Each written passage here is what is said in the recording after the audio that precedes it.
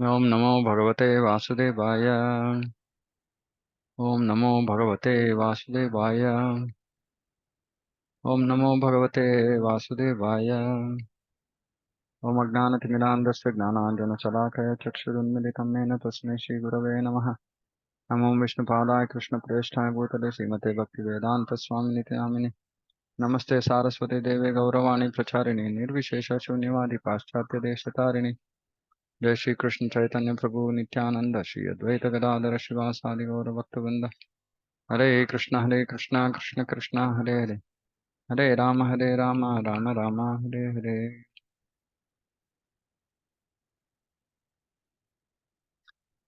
Okay.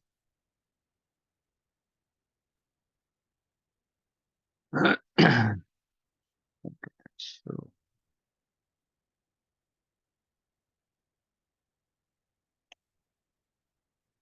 okay, so we're discussing teachings of Queen Kunti, chapter 9.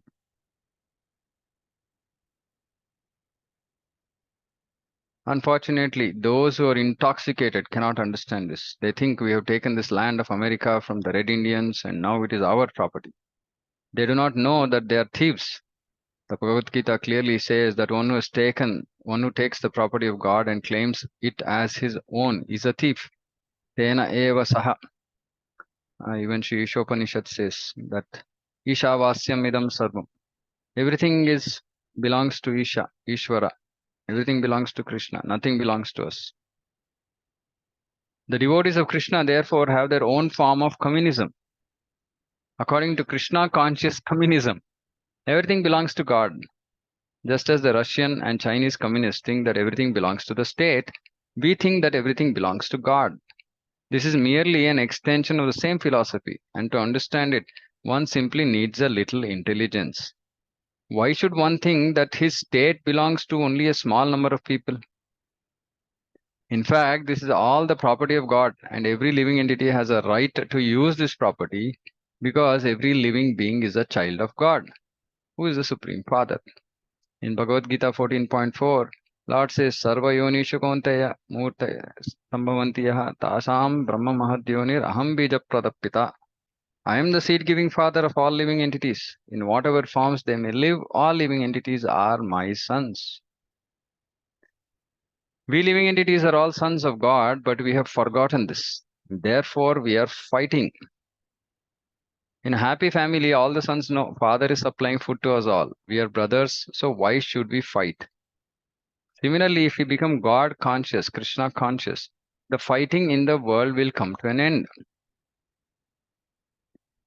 I'm American, I'm Indian, I'm Russian, I'm Chinese. All these nonsensical designations will be finished. The Krishna conscious movement is so purifying that as soon as people become Krishna conscious, their political and national fighting will immediately be over because they will come to their real consciousness and understand that everything belongs to God. And the important part here is purifying.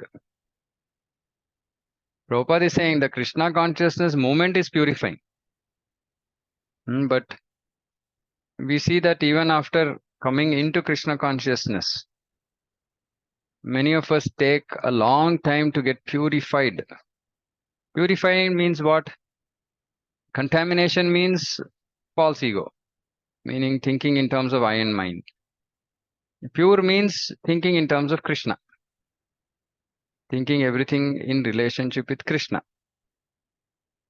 Even after we come into Krishna consciousness, we are not yet fully purified. That I've told before, because we want to hold on to these things. So as soon as people become Krishna conscious, this is the whole point. It's not just that, am I part of ISKCON? Am I coming to temple? Am I doing some Krishna conscious activities? Very good. But the important question is, have we become Krishna conscious? Becoming Krishna conscious means that in every action, every thought is Krishna conscious, is conscious about Krishna's presence, conscious about my relationship with Krishna. That is being Krishna conscious. Now, when one becomes Krishna conscious, then he doesn't fight on whatever be the reason, political, national, sometimes we see that there is fight amongst devotees. I mean, all this is just because of lack of Krishna consciousness. Even after coming into Krishna consciousness, many people want to think in terms of I and mine. And that is like, we've seen like many, fortunately, it doesn't happen in our temples, but we've seen temples where, they're fighting. This is mine. This belongs to this temple. Mm. So it's very pettiness, because they have not become Krishna conscious. Through Krishna consciousness, people still want to achieve aham mama. So that is not purifying. But the Krishna consciousness movement itself is so purifying. So it is so purifying. If you have not experienced the effect of this purification, that means that we are doing something wrong. It's a very simple thing. So as soon as we become Krishna conscious, then there is no fighting. All fighting will immediately be over, because they will come to their real consciousness and understand that everything belongs to God. The children in a family all have the right to accept privileges from the father. Similarly, if everyone is part and parcel of God, if everyone is a child of God, then everyone has the right to use the property of the father. So this we should understand. Even whatever Krishna conscious facilities that have been given to us, maybe temple, maybe some preaching center, etc., whatever it is for everyone. It is for everyone. We don't create any kind of distinction or any privileges. Like somebody gets special treatment, somebody doesn't get treatment. No, everything is Krishna. It all belongs to Krishna. Krishna is sending his children to the temple, to the center, and our job is to just serve them nicely. That's all, with love and affection, and that is lacking today in this material world. So, if there is genuine love and affection shown uh, to devotees, to people who come to our temples, our centers, etc., then naturally they'll understand that okay, this is a different consciousness. Then they understand, oh, this is Krishna consciousness. This is real consciousness. But if they come to the temple, and I keep making this effort to tell our devotees wherever we are, saying that, see, when somebody new comes to the temple, comes to the center, please go and talk to them. I mean, they're guests. They're guests. Krishna has invited them. But we are too somewhat, either hesitant, self-centered, whatever. We just don't think. We have to develop this real. That is real consciousness. Oh, I'm the servant. Somebody has come to the house as guest. Can I take care of them nicely? This has to be the mood. That right does not belong to only to human beings. Rather, according to Bhagavad Gita, that right belongs to all living entities, regardless of whether they are in the bodies of human beings, animals, trees, birds, bees, insects, or whatever. That is Krishna consciousness. Of course, this animals nowadays, it's become a fashion to keep animals within the house. But previously in Vedic culture, animals used to be treated as members of the family, but they had their place outside the house, not inside the house. Because there is a aspect of cleanliness, right? Animals are unclean.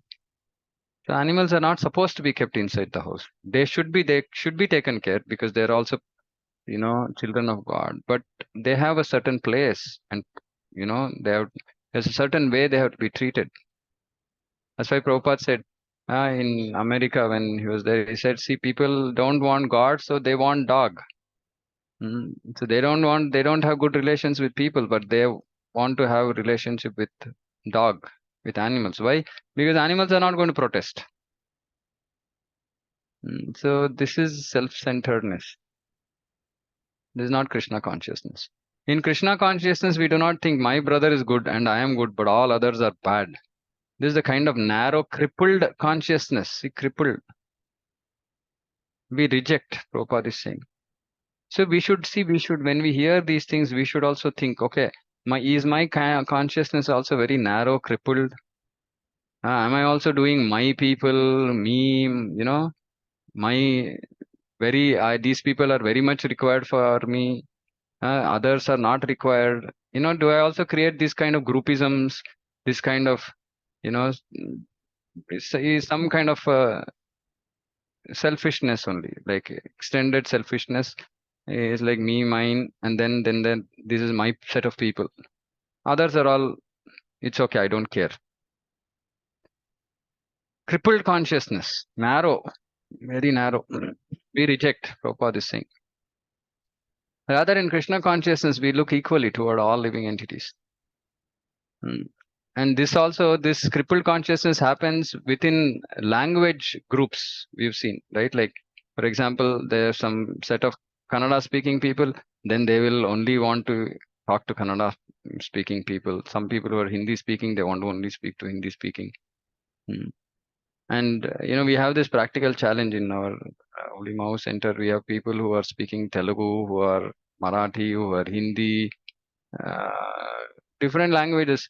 We have to bring everybody together. So it's not like we only keep speaking in Kannada and then all the Hindi devotees are feeling left out. Then we speak in Hindi, Kannada devotees are being left out. And not like that, right? We should not think, oh, okay, because my mother tongue is this, so this is my group. No, this is all crippled consciousness. This is not Krishna consciousness. This is not real consciousness.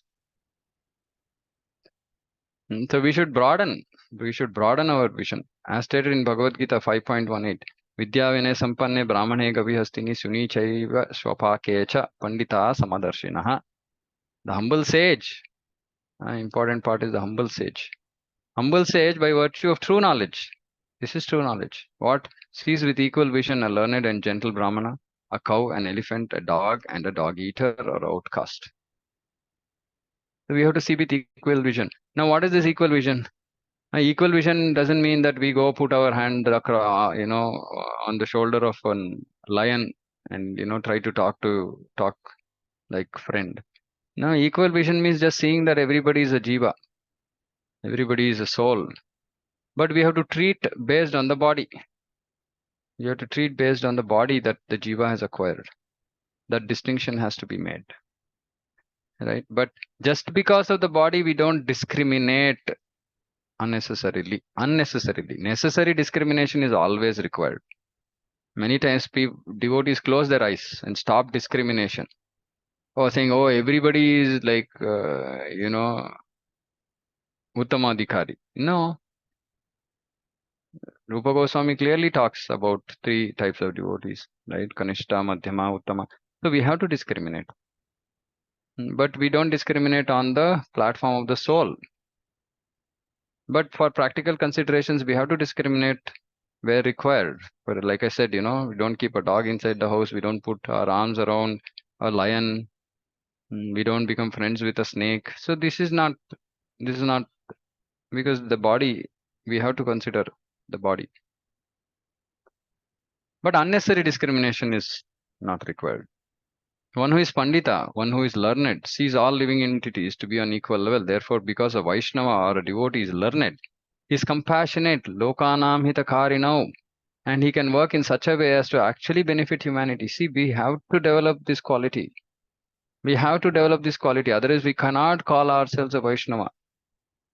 We have to be compassionate. And compassion means no self-centeredness, no swartha. Always working for the benefit of other people. Benefit of other people means not material benefit, spiritual benefit. This is real compassion.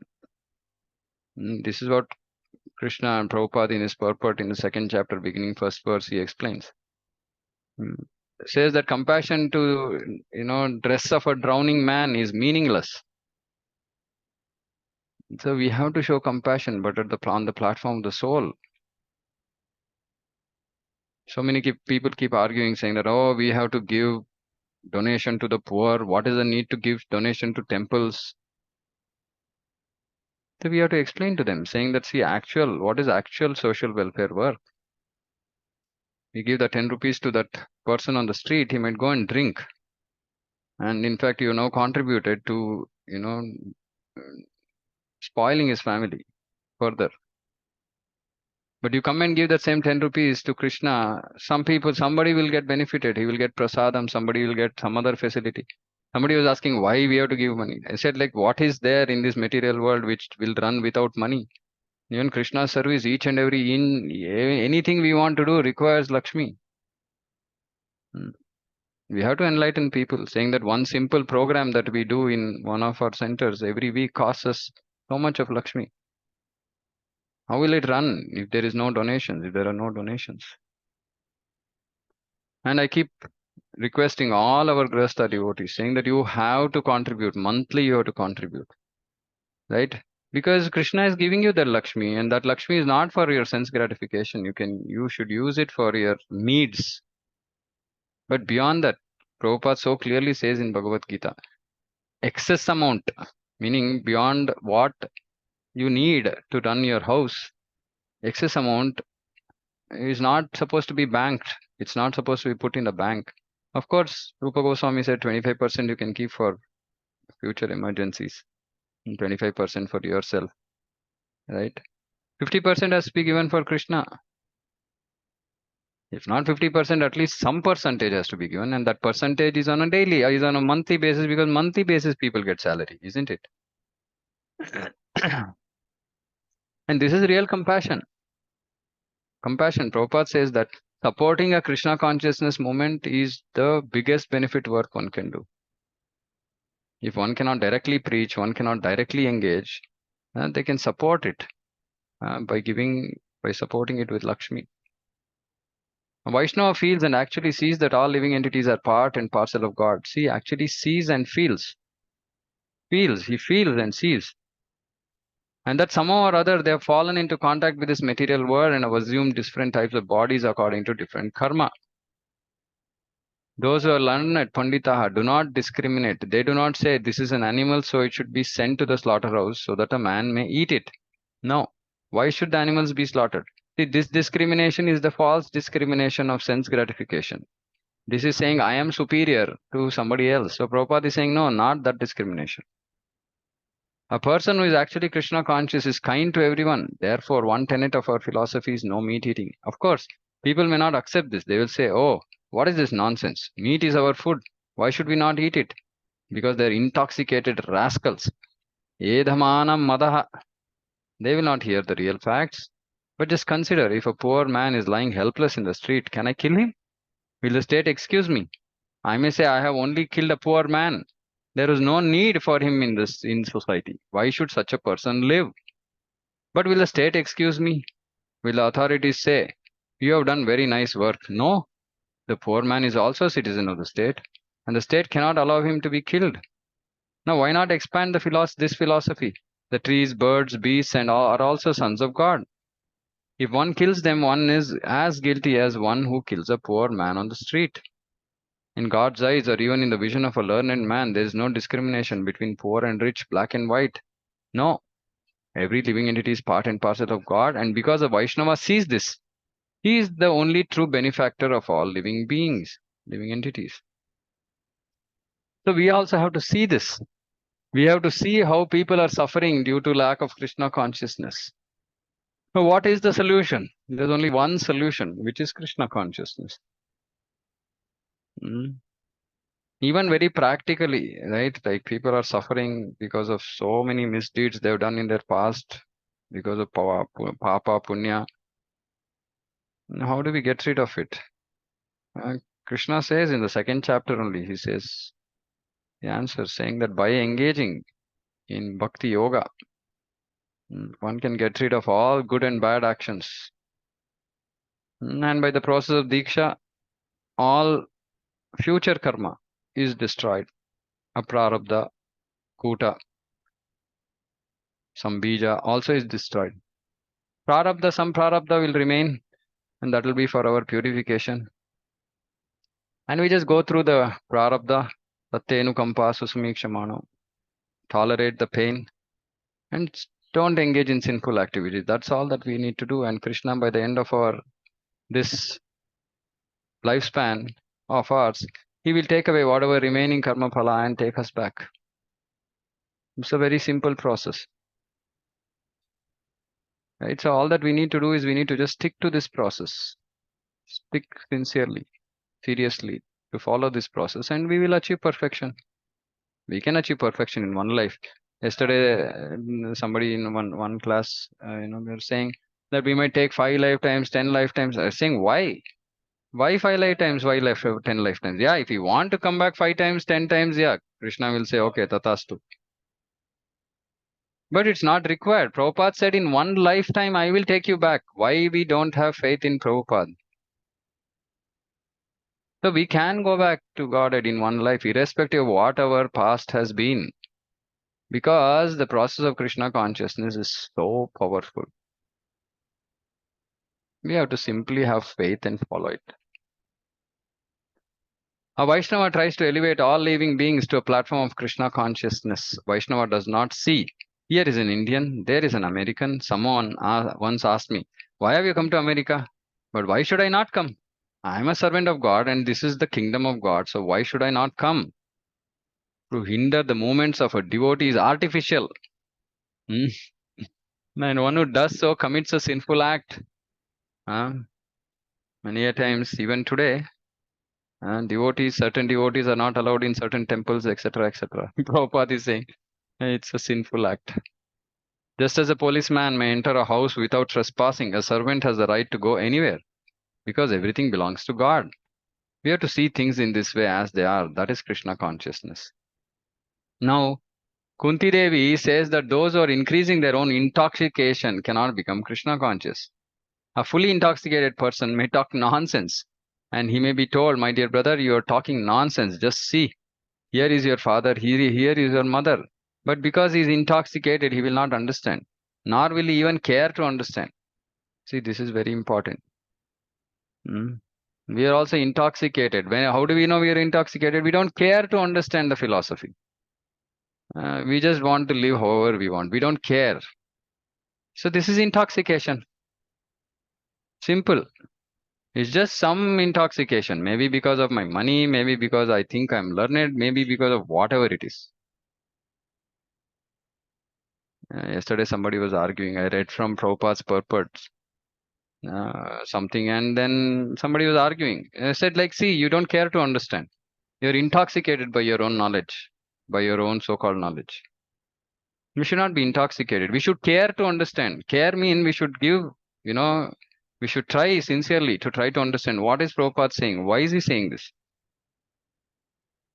Similarly, if a devotee tries to show a materially intoxicated rascal, here is God, the rascal will not be able to understand it. Therefore, Kunti Devi says, Tvam akinchana gocharam, indicating that to be free from intoxication caused by high birth, opulence, education, beauty is a good qualification. To be free from this intoxication. Being free from the intoxication is a good qualification. Nonetheless, when one becomes Krishna conscious, these same material assets can be used for the service of Krishna. For example, the Americans who joined the Krishna consciousness movement were materially intoxicated before they became devotees. But now that their intoxication is over, their material assets have become spiritual assets that may be helpful in furthering the service of Krishna. It is very, very important. Material assets have become spiritual assets. Why? Because they may be helpful in furthering the service of Krishna. So we should not hold on to our material assets thinking it is mine. We should understand this is all Krishna's. How can I use it? How can I use it for Krishna's service? For example, when these American devotees go to India, the Indian people are surprised to see that Americans have become so mad after God. See, mad after God. We also have to think, are we mad after God? Many Indians try to imitate the materialistic life of the West, but when they see Americans dancing in Krishna consciousness, then they realize that this is what is actually worthy of being followed. And those devotees, early devotees, they followed in such a way that really, by Prabhupada's presence, they became mad after God. Everything can be used in the service of Krishna. If one remains intoxicated and does not use one's material assets for the service of Krishna, they are not very valuable. See, we should understand this also is intoxication. If you have, Krishna has given us assets, money, wealth, etc., and we don't use it for Krishna's service, then they're not valuable. And why we are not using? Because we are intoxicated. But if one can use them for the service of Krishna, they become extremely valuable. To give an example, 0 has no value, but as soon as the digit 1 is placed before the 0 immediately becomes 10. If there are 10 zeros, they become 100, and 3 zeros become 1000. The 2 zeros, they become 100, and 3 zeros become 1000. Similarly, we are intoxicated by material assets that are actually no better than 0. But as soon as we add Krishna, these tens and hundreds and thousands and millions of zeros become extremely valuable. We want these zeros. People have zeros. We want to add Krishna to their life and make use of that. In whatever was invaluable, now we'll make it extremely valuable and use it in Krishna's service. The Krishna consciousness movement therefore offers a great opportunity to the people of the West. Prabhupada these are classes Prabhupada is giving there, so I'm talking about people of the West. They have an overabundance of the zeros of materialistic life. And if they simply add Krishna, their life will become sublimely valuable. So amazing, so powerful, so sharp presentation. Why can't we be so clear in our presentations? There is no mincing words. There is no trying to please somebody unnecessarily. Simply as it is. Simply as it is. And I was realizing actually it's so easy for people to understand. See, whether they like it or not is a second problem. But at least we have to be clear about the philosophy that we are presenting to people and not make it like hodgepodge. Because Prabhupada never gave any hodgepodge philosophy. He gave very clear, crystal clear philosophy. And we have to present the same thing to people. But because we ourselves are confused or ourselves are in, like our mind is in hodgepodge condition, we also present the same hodgepodge to people. And then they're also confused. What should I do? Somebody says do karma yoga. Somebody says bhakti yoga. Somebody says one should keep working all life. Somebody was saying in a class saying that we should keep working all life. Yeah, of course we have to keep working for all life. But for whom? No. I keep working. I go to work, office, I work. And yeah, because Krishna says we have to work. Whereas Krishna said you have to work like this all your life. Some misinterpretation. Prabhupada has never talked about these things in his books. But because we can't digest, we can't accept something Prabhupada has written, we will just create some speculation. And this speculation is very, very widespread today, unfortunately, because people have not read Prabhupada's books properly. Or they have some vested interest because of which they speculate. But it's such clear philosophy. Recently, I was hearing one class, some speculation about Sikshastaka. No acharyas have mentioned this. We just speculate. We will speculate. We have free will to freedom to speculate. No, we should not speculate. Who are we to speculate? Our acharyas, great acharyas, they followed their predecessor acharyas and presented whatever philosophy, whatever books they wrote in line with the previous acharya. How qualified we are to, just jump over all of them and just my own new interpretation, which none of the previous acharyas have given. This is not what Prabhupada wanted. So we should read Prabhupada's books. If you keep reading, nowadays there's another fashion. People don't read Prabhupada's books, they read all kinds of other books. This Purana, that Purana, which none of them have been presented by our Parampara. Somebody would have translated or some other Parampara. Something we'll keep reading for sake of knowledge. All the knowledge required is there in Prabhupada's books. And then we will deviate. Then our Parampara will deviate from whatever Acharyas have said. These are all entertaining classes. These entertaining classes are not useful. They're not going to help us. They're not going to help our parampara. They're not going to help us to spread Krishna consciousness movement the way Prabhupada wanted us to do. No, we should simply stick to Prabhupada's books. Digesting 4 of Prabhupada's books will take all our life. Bhagavad Gita, Bhagavatam, Chaitanya Charitamrita, Nectar of Devotion. Enough. To be able to digest this will take us whole lifetime. And then we have to simply read, simply stick to it, simply follow, simply say it, repeat the same thing to others. It's so simple. Crystal clear philosophy, and then result will will be clear. We will achieve the result clearly. Okay, let me stop there. If anybody has anything, any comments, questions? Hare Krishna, Prabhuji. Hare Krishna. So, Prabhuji, regarding the equal vision, right, that we should look at everyone equally. So, Yeah. that I have read many times and heard many times, but practically it seems very challenging. I'll give you one recent example only. I was watching someone shared with me a YouTube short. Sannyasi Prabhuji was taking a class, and a girl was there who was asking questions that God has not come here and told that these things, what is written in Bhagavad Gita, it's just a book that you have printed. So he explained very well that as you go to a school, when you learn 2 plus 2, you just believe, right? Because the teacher is teaching. Our own acharyas and Guru Parampara has given. But that was very much means everyone was appreciating, clapping, and everything. But then that girl was not at all, but she was kept on going that you guys are like this is Andhvishwas and all those things. And how do I look at that girl equally? I was very angry at her. So practically, how do I do this? Yeah, you have to feel compassionate, no? Saying that she's in ignorance. See, if we become angry, are we going to help? Will No, we be able to help that girl? no. So what is the use of that anger? That anger is okay. See, that is initial stages we will get angry, right? But subsequently we have to feel compassionate. Oh, poor thing. She's going to go to hell by speaking like this. How can I help her? Right? So, see, that is why this compassion has to override everything, Prabhu. But compassion doesn't mean just some blind, some sentimentalism. Compassion means bringing people to the right philosophy. Now, but what is compassion there is to understand where people are stuck, right? And help them in their own way without, like breaking or bending the philosophy, right? We sometimes, in the name of this compassion, we say, we will tell people, do whatever you want. That's not compassion. Right? If you go to a doctor and doctor, if he says like a prescription follow karo, take this diet, etc.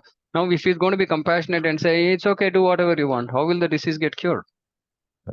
So compassion doesn't mean just letting people do whatever nonsense they want. Compassion means telling them what the Acharya said. But Prabhupada said realization means explaining it in a way that the person can understand. That is where we have to use our intelligence. Sometimes people are very headstrong, right? Like donkeys. Then we have to give them time, space. We have to take them along, and that's an art. See, Krishna consciousness, preaching Krishna consciousness is an art, right? Vyasasan, sitting on Vyasasan, speaking something is different, but individually dealing with people is very, very different. And Prabhupada did this, right? On the Vyasasana, he used to be so strong. And when devotees used to come with their problems, he used to be like, that is why Vaishnavas are like, hard like thunderbolt and soft like rose, soft like lotus. So preaching is an art. We cannot get irritated, angry, upset. If we do all that, we cannot preach. But we don't encourage people's misconceptions or whatever. But at the same time, we have to figure out a way by which we can bring them to the fold. Okay, Prabhuji. Got it. Yeah, okay. Anything else?